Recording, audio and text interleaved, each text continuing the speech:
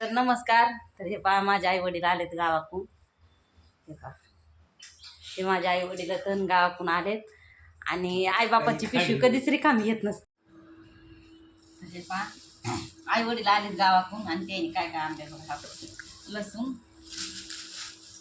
आणि शेंगदाणे ते पण फोडून आणले. तर अर्धी गोणी शेंगा आणल्या. तर आणि हरभऱ्याची भाजी, वल्ली भाजी खायला भेटली नाही म्हणून वाळलेली भाजी वाळून एक दोन भाजीची होईल तेवढी कवायना पण घेऊन.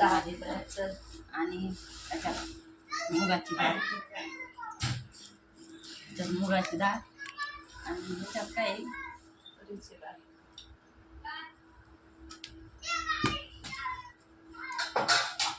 तर हे पहा ह्याच्यात तुरीची डाळ आहे गावाकडची.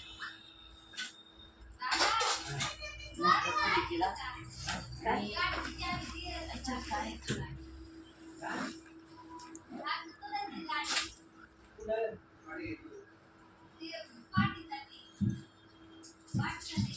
ह्याच्यात हरभऱ्याची डाळ आहे, सगळी घरचीच डाळ आहे.